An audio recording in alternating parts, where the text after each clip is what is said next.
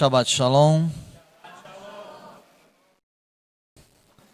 Louvado seja o Santo Todo-Poderoso, aquele que vive e reina para sempre, que nos permite mais uma vez estarmos na sua presença para te adorar e bendizer o teu nome, engrandecer o teu nome. Que brahá você estar conosco. Divulgue o nosso canal, divulgue a nossa congregação, para que alcancemos mais vidas através da Torá do Eterno. Baruch Hashem. Ouvimos muito ontem no Kabbalah de Shabbat, hoje pela manhã.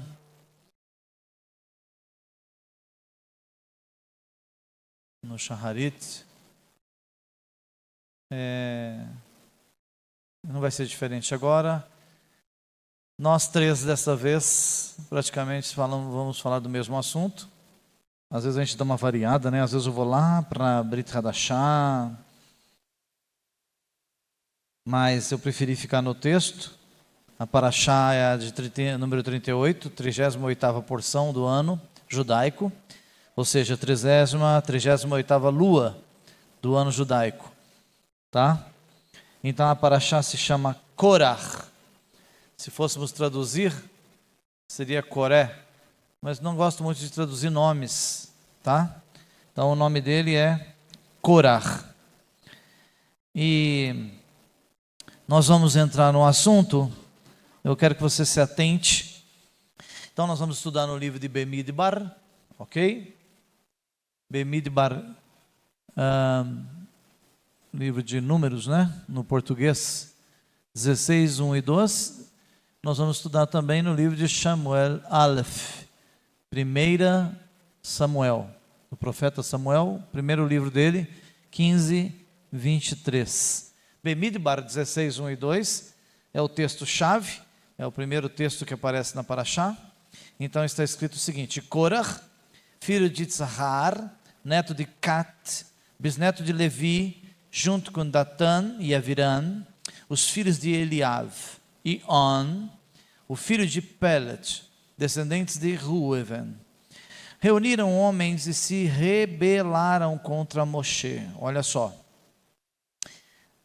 Aliaram-se a eles 250 homens de Israel, líderes da comunidade, membros importantes do conselho, homens de bom conceito.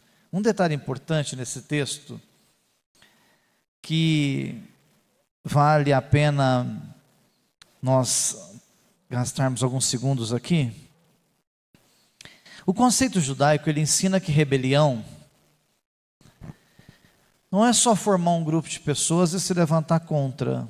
Se tiver duas pessoas conversando e as duas começarem a debater sobre se concordam ou não com a congregação, se concordam ou não com o líder que está na frente, automaticamente dentro dos princípios da Torá, já é uma rebelião. Então, por exemplo, temos grupos de mulheres, tem a liderança. Se as líderes dizem, vamos fazer tal coisa, vamos trabalhar dessa forma, e 2, 3 meninas se reúnem e dizem, não, nós vamos levantar contra, nós não queremos. É uma rebelião contra o sistema que nós estamos trabalhando. O intuito qual que é? Qual que é o intuito? O intuito é formarmos mulheres capacitadas dentro do judaísmo, formarmos homens capacitados dentro do judaísmo, instruídos dentro da Torá, para que sejam melhores esposas dentro de casa, e os homens para que sejam melhores maridos dentro de casa. Então, se nós tivermos uma reunião de homens, por exemplo, que eu quero marcar já, se nós tivermos uma reunião de homens, qual que é o intuito? O intuito é trocarmos ideias para que os homens em casa pensem melhor, repensem antes de entrar numa discussão, para que a gente tenha cuidado, porque a gente falha muito, o casal falha muito, tanto um quanto o outro, tanto a mulher quanto o homem. Se nós tivermos reuniões periódicas para mulheres e periódicas para os homens, e principalmente se tivermos reuniões para casais, isso vai facilitar muito a nossa convivência. Mas se nós levantarmos contra, começar a puxar para trás para não dar certo, isso já aconteceu aqui, de ter maridos ou esposas que não concordam da esposa estar numa reunião, ou seja, está puxando para trás. Se você estiver puxando para trás, o sistema que nós implantamos para trabalharmos, que eu creio que está debaixo da unção do Eterno, genealogia dos principais da tribo de Levi. Deixa aqui, por mais que eu ampliei, ainda ficou pequeno. Comigo, câmera. Olha lá, ó. Deixa eu ver se está mais nítido lá. Tá. Abraham. Olha lá. Lá em cima, a escala. Abraham, Isaac e Jacob. Olha os patriarcas aqui, ó. Daqui, de Jacob, sai as 12 tribos. Olha lá. De Levi, sai Kehat. Daqui, sai Amram, Isaac, Shevron, Uziel. Daqui, diretamente da linhagem, sai Moshe, Aharon, Zikri, Nefeg, Korah. Olha a linhagem.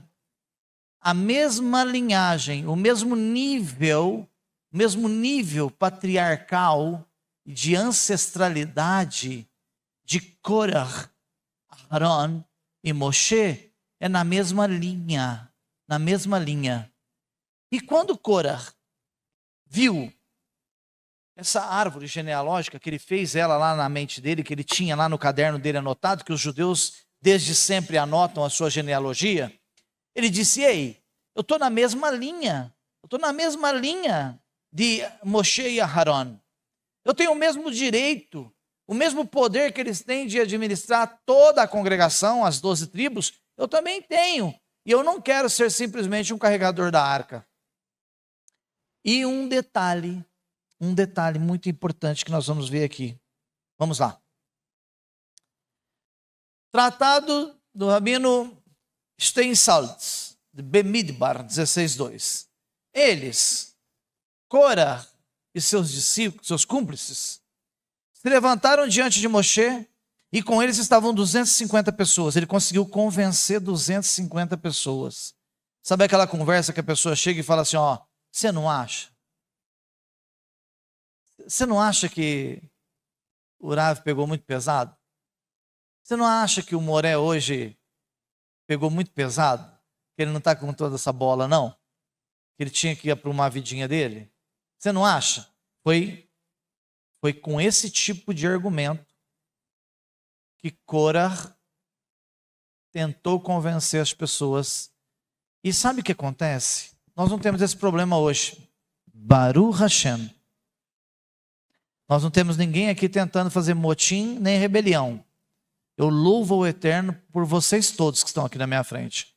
Por cada um de vocês, eu tenho vocês como meus filhos espirituais. Cada um de vocês eu amo com muito carinho. Então hoje nós não temos esse problema aqui. Nós não corremos esse risco. Mas sabe como funciona? O processo e o procedimento é sempre o mesmo. O último que tivemos aqui problema, a pessoa faz o seguinte, vamos lá em casa, tomar um vinho, fazer um churrasco. Quem que ele chama? Ele não chama os mais humildes da congregação. Ele chama os líderes. Aí ele convida um líder, daqui a pouco ele convida outro, daqui a pouco a semana que vem é um churrasquinho, na outra semana é um vinho com um pão, com kasher, e aí ele angaria aqui 3, 4 adeptos da ideia, mais 2 adeptos da ideia. Quando eu fiquei sabendo que estava tendo essas reuniões, certo dia eu passei na porta e eu vi uns 4 carros parados lá. Falei, gente, esse povo é tudo da Beit. Eu não fui convidado para essa reunião, não. Parei o carro, desci e entrei. Estava rolando lá uma carne assada e um vinho. Mas eu não desci para comer a carne, nem o vinho, nem tomar o vinho. Eu desci para observar quem é que estava sendo convencido por aquele Korah daquela época. Então, se alguém te começar a te chamar em particular, não que vocês não possam almoçar juntos, jantar juntos, passear juntos, ir um para a casa do outro, não é isso que eu estou dizendo, muito pelo contrário. Eu torço para que vocês se reúnam, quanto mais melhor, se conheçam melhor, sejam amigos, sejam parceiros, sejam companheiros, vivam e conheçam mais um ao outro. Que lindo que é uma congregação em que todos são parceiros, são amigos. Quer sair para tomar alguma coisa? Pode ir. Quer ir beber alguma coisa? Saiam juntos. Quer ir para ir num restaurante? Vão juntos. Quer ir para sua casa? E 2, 3, 4, 5. Amém. Baruch Hashem. Não é esse o sentido. Eu estou dizendo quando o sentido se torna que a pessoa quer manipular. Ele quer trazer divergências. Foi o que Cora fez. Ele começou a visitar a tenda de um, a tenda de outro, a tenda de um e a tenda de outro. E Cora, por estar na linhagem, e onde ele chegava, ele era Cora. A pessoa até levantava para receber ele. 2 fatores importantes. Além dele estar na linhagem sacerdotal, Cora, vamos usar uma linguagem aqui para vocês entenderem melhor. Cora era milionário. Tinha como ser milionário no deserto? Tinha, ele era milionário. Ele tinha milhões guardados com ele. O homem tinha um poder de riqueza incrível, inacreditável. Ninguém daqueles 600 mil homens que saiu do Egito, nenhum deles tinha 1/10 do que tinha Cora. Em ouro, em pedras preciosas. O homem era milionário. Ele tinha muita moral no meio dos príncipes. Como príncipe ele era. Então, em toda tenda que ele chegava, ele era bem recebido. E sendo bem recebido, ele começava com as suas artimanhas de convencimento. Uma retórica muito boa, muito afiada. E com essa retórica ele conseguiu arrastar 250 líderes. Homens que seriam chamados para reuniões importantes. Olha lá, ó. Príncipes da congregação, os ilustres da congregação. Homens que seriam chamados para reuniões importantes, para ouvir julgamentos e para a tenda do encontro. Na tenda do encontro só iam os príncipes. Eles tinham autoridade para reunir a assembleia. Além disso, eles eram pessoas de renome, tornando-se esta rebelião uma rebelião da elite. Foi o que quase aconteceu aqui uma certa vez. A pessoa só convidava quem estava no serviço. Os membros que para ele não tinha relevância, ele não convidava para ir comer churrasco. Então, veja só, o princípio de rebelião é o mesmo. É o mesmo, desde sempre. Desde sempre. Os cabeças. A primeira coisa que o rebelde quer fazer é convencer os cabeças. Cora ressente-se de não ter sido escolhido para um alto cargo. Olha só lá o texto. Cora pensou: meu mazal, meu destino, indica que nasci para a grandeza. Por que razão? Meu avô deu o nome de Itzhar, óleo, a meu pai. Olha o que ele pensou. Se meu pai tem o nome de óleo, óleo não se mistura com água. Então eu não me misturo com essa gentalha. Ele achava que ele era o cara, que ele não podia se misturar com a galera. Por isso que ele tinha amizade só com quem? Só com os príncipes. Ele não se misturava com a multidão. Então ele não convenceu ninguém da multidão e nem precisava. Ele precisava convencer quem? Os príncipes. Olha a dedução que ele chegou. Se o meu pai tem o nome de Itzhar, que é óleo, meu avô deve ter previsto que exatamente como o óleo sempre flutua na superfície, sempre está por cima, assim meu pai produz filhos superiores. Olha a arrogância. Merecedores seriam ungidos com o sagrado óleo da unção, o Shemen Hamishash. Olha só uma coisa. Hamishah. Para as posições de Ketuná ou realeza. Ele então deduziu: eu sou da realeza. Eu não posso ser um mero carregador de de arca. Ora, quem é mais predestinado que eu? O filho mais velho de Israr e o mais qualificado para os altos cargos? Olha como ele se sentia e como ele falava para os príncipes. Realmente, Cora combinava qualidades superiores que poucas pessoas conseguiam. O cara era o cara mesmo. As qualidades dele, todas as qualidades dele, indicavam que ele tinha que ser o cara. Ele tinha que estar num cargo superior, um cargo alto. Mas tem um detalhe. O homem, exato, o homem, ele pode ter aparência de muito poder. Pode transmitir a aparência de muito poder. Mas as Escrituras nos relatam que Deus, o Eterno, ele sonda os corações. E lá da eternidade ele olhou para Cora e sabia da intenção, da má intenção de Cora. Primeiro, seus ancestrais eram ilustres. Seus antepassados eram Cat. E sua família, os Bnei Cat, que era a mais importante família dos levitas. Olha aí que situação que o cara estava. Cora era primo em primeiro grau de Moshe e Aharon. Cora foi escolhido como um dos carregadores da arca da aliança. Pode seguir. Além disso, Cora era um homem muito inteligente, estudado. Gente, junta tudo. O cara era da linhagem sacerdotal. Muito inteligente. Ele era estudado, milionário. Tudo. O cara tinha muitos privilégios. Previa através do espírito de profecia do Ruach HaKodesh que entre os seus descendentes estava o famoso profeta Samuel. Olha só, ele tinha um espírito de profecia ainda. Bem como 14 grupos de Leviim que possuiriam o espírito de profecia.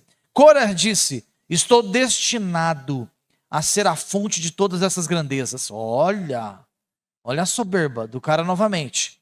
Como pode ser que eu mesmo não atinja um posto de importância especial? Saber de antemão da grandeza da sua progenie fortaleceu sua crença no sucesso de uma revolta contra Moshe. Não percebia que seria destruído e que seus filhos sobreviventes gerariam esses grandes descendentes. Acima de tudo, Cora estava seguro de si e presunçoso por causa da sua fabulosa fortuna. Fabulosa fortuna. Pensava que era favorito por Hashem. Favorecido. Todá. Favorecido por Hashem. E por isso tinha o direito de discordar de Moshe. Pois, um homem rico fala com imprudência, segundo Mishlei 18:23. Então veja só. Ele deduziu por si só que ele tinha que estar no lugar de Moshe. Então ele não levou em consideração que quem escolheu Moshe para o cargo foi o Eterno. Não foi escolhido por homem. Foi o próprio Eterno. E ele se apoiou no quê? Na sua influência. Porque ele viu que começou a falar e o pessoal começou a concordar com ele. Tanto que 250 príncipes concordaram com ele. Já em Samuel Aleph, lá no capítulo 15, versículo 23, 1 Samuel, está escrito: porque a rebelião é como um pecado de feitiçaria, e a teimosia é como o crime de idolatria. Deixa eu dizer uma coisa. O pecado de feitiçaria, escute isso que eu vou te dizer agora. Pecado de feitiçaria para um judeu que conhece a Torá, essa Torá que passou aí agora na sua frente. Um judeu que conhece a Torá, o pecado de feitiçaria é pecado de karet. Sabe o que é isso? Pecado de pedra. Sabe o que é isso? Pecado de sepultura. Nunca mais na vida o cidadão alcança perdão. Cuidado. Tem pecados que são irreversíveis. E então o pecado da rebelião, passa a observar quem é rebelde. Passa a observar quem já cometeu rebelião. Olha para a vida dele. Se você conhece algum que tentou, olha para a vida dele, vê se ele está bem. Vê se tudo que ele faz vai bem. Dá uma olhada na vida dele. O cidadão que pratica a rebelião, ele morre imediatamente. Pecado de Karet. Tem muitos pecados que entram na lista de Karet. Muitos. Muitos. Adultério, fornicações, para um judeu, é pecado de Karet. Então tem uma lista enorme. Livro de Esra, capítulo 4, versículo 15. Para que se busque no livro das crônicas de seus pais, e acharás no livro das crônicas, e saberás que aquela foi uma cidade rebelde, e danosa aos reis e províncias, e que nela houve rebelião em tempos antigos. Por isso foi aquela cidade destruída. O camarada que pratica rebelião, ele será destruído. Ele vai ter uma morte espiritual em vida. Vai ser um zumbi ambulante. Ele não consegue mais se reconectar com o eterno. Nunca mais. Não tem volta. Sabe por quê? Porque ele aprendeu que não pode. Ele ouviu que não pode. Ele congrega na congregação que ensinou a ele que não pode. Então, se ele fizer, ele fez consciente que não pode. E se ele insistiu no pecado, que ele sabe que é um pecado de Karet, que é um pecado de pedra, que é um pecado irreversível, então ele está assumindo a responsabilidade. Mas quem os acompanhar e for com ele, e bater o pé e dizer, estou com ele, não abro mão, também cai na mesma cilada e no mesmo abismo e na mesma sepultura. Então tomem cuidado. Corá era ávido por dinheiro, gostava da grana, viu? No Egito, ele fora o tesoureiro de Faraó. Esperava que os judeus permanecessem no Egito após a redenção. Ele não queria que o povo saísse de lá, não. Ele chegou lá, Moshe chega lá e fala, olha, o Eterno pediu para eu vir resgatar vocês, que nós vamos ter um livramento. Nós vamos ter um pêssaro aí, uma saída do Egito. Deus vai nos levar para o deserto, para que nós o sirvamos. E depois ele nos levará para a terra prometida. Cora era um dos que ouviu essa história e falou, não, você está maluco? Nós vamos sair daqui do Egito, aqui tem ouro com força. Até hoje as catacumbas lá são abertas, debaixo das pirâmides, até agora. Recentemente abriram uma. Encontra lá 50, 80, vocês vão encontrar 5.000 peças de ouro de um faraó que foi sepultado junto com ele. Era ouro demais que tinha no Eretz Mitzrayim, na terra do Egito. E Cora estava onde? Para ele era o paraíso. Tinha ouro para todo lado. Então olha lá só, esperava que os judeus permanecessem. Ele pensava o quê? Que o Eterno ia derrotar Faraó, exterminar com os egípcios, e dar aquela terra para os judeus. E ele seria quem? O tesoureiro. Ele já era. Ele não era o tesoureiro de Faraó? Se Deus faz esse plano que ele está pensando, que ele estava pensando, se Deus extermina com o Faraó, extermina com os egípcios, e fala para os judeus, essa terra agora vocês podem possuir elas. Quem que já era o tesoureiro? Cora, ele ia continuar. Ele ia continuar cuidando do ouro, o lugar que ele mais gostava de ficar, nos tesouros. Então, olha só, após a redenção, ele se tornaria então o proprietário do tesouro real. Hashem, que dirige a vida da pessoa na senda, na vida do cotidiano, que essa quer trilhar, satisfez o desejo de Cora por dinheiro, deixando descobrir uma parte que Yosef ocultara nos cofres reais. Essa descoberta transformou Cora num dos homens mais ricos que já viveram. Ele descobriu um tesouro lá, um lugar onde Yosef guardava o dinheiro do faraó anterior que morreu. Yosef guardava num lugar oculto, um tesouro escondido para que ninguém encontrasse. Quem encontra esse tesouro? Yosef já tinha morrido, o faraó que passou já tinha morrido, o tesouro desse faraó que tinha morrido estava lá escondido. Quem encontra o tesouro?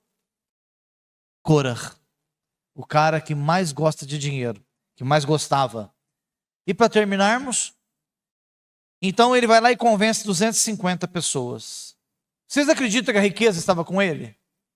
O ouro, ele tinha sei lá quantas tendas, talvez 2, 3, 4, 5. Eu não quero nem citar aqui a quantidade de jumentos que eles falavam que ele usava para carregar o tesouro dele.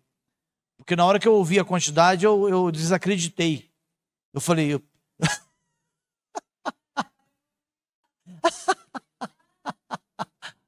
você quer que eu fale?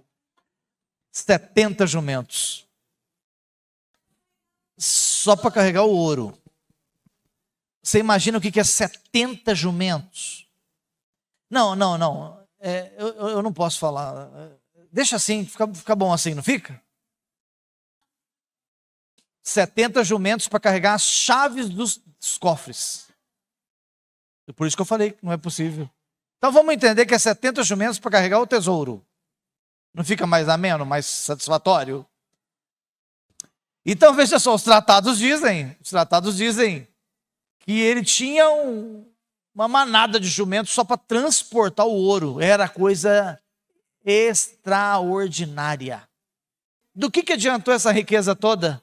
Do que adiantou guardar todos esses tesouros? Que provavelmente estava do lado dele, não guardava distante dele, guardava junto dele. No momento que terminou de falar, o que Moshe disse? Chamou toda a comunidade. Nós aprendemos hoje com Moré, Cleiton, que Moshe deu 24 horas para eles pensarem. 24 horas. Chamou eles de frente à congregação. Chamou eles. Toda a comunidade se levantou para ver o que ia ser o veredito. Tinha lá os 250 rebeldes. Moshe pega e diz assim, ó. E aí, Cora? Mudou de ideia? Não mudou de ideia porque à noite ele fermentou mais gente ainda. Não é? Ele, em vez de arrepender, ele foi falar mais ainda mentiras. Ele colocava Moshe, ele zombava de Moshe. Fazia piada com Moshe. Essa semana eu e o Paulo Augusto estávamos conversando.